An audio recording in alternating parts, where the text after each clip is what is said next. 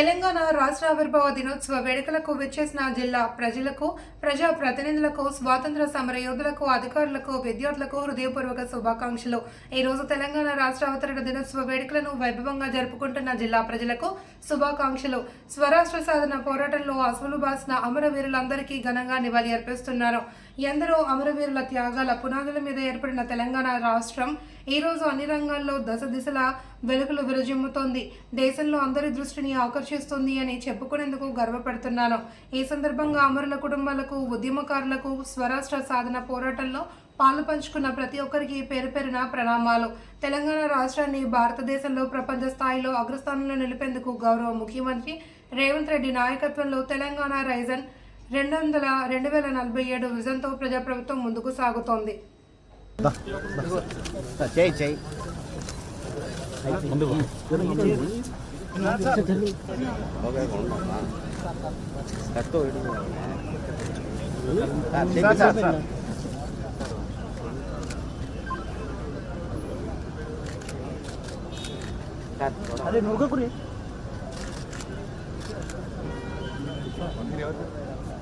Congress leader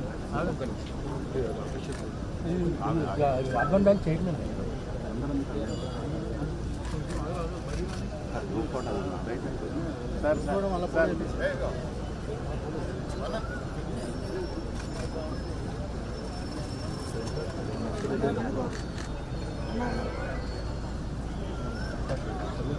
group photo sir CP sir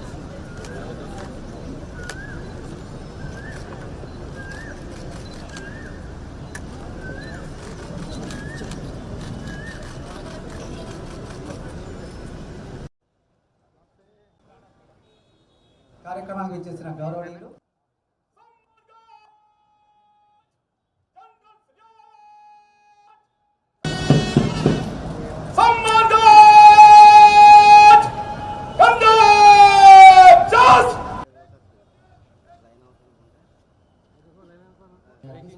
గారికి, ఇతర అధికారులందరికీ ఆహ్వానం పతాకావిష్కరణ తర్వాత వెంటనే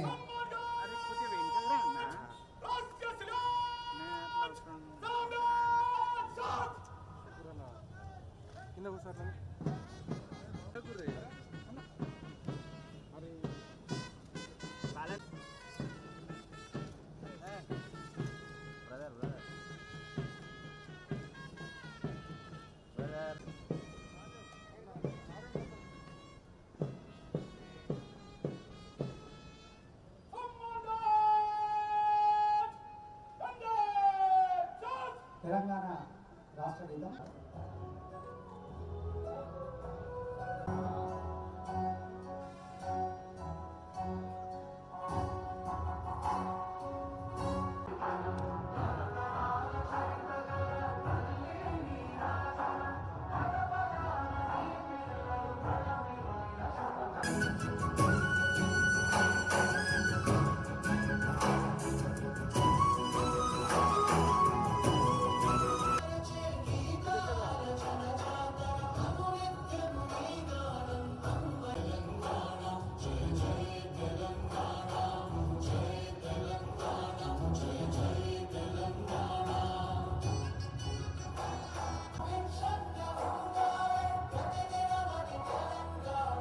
పథకం కింద ఎకరానికి 12,000 రూపాయలు ఆర్థిక సహాయం అందిస్తున్నాం.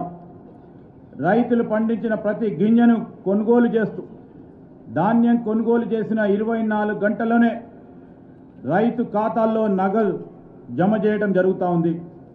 గత ఏడాది 2,90,00,000 టన్నుల ధాన్యం పండించి తెలంగాణ రైతులు దేశానికే ఆదర్శంగా నిలిచారు.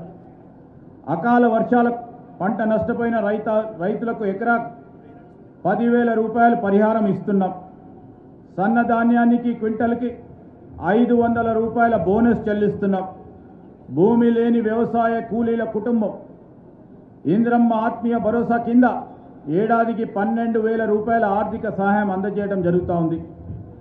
పేదల ఆకలి తీర్చడంతో పాటు వారు ఆత్మగౌరవంతో జీవించడానికి ఇంద్రమ్మ ఇల్లు, సన్న బియ్యం పథకాలని అమలు చేస్తున్నాం. ఎస్సీ వర్గీకరణతో సామాజిక న్యాయం చేయాలని, సంక్షేమంతో పాటు సామాజిక న్యాయంలో సహితం తెలంగాణ దేశానికే దిశానిర్దేశం చేస్తోంది. దేశంలో ఎస్సీ వర్గీకరణ చేసిన తొలి రాష్ట్రం తెలంగాణ. పారదర్శకంగా కుల గణన నిర్వహించి బీసీలకు 42% రిజర్వేషన్లు ఇవ్వాలని ప్రభుత్వం నిర్ణయించింది. యువతకు ఉపాధి ఉద్యోగాలు కల్పించాలనే ఉద్దేశంతో ఈ రాష్ట్ర యువతే ప్రజాప్రభుత్వ నిజమైన నిర్మాత.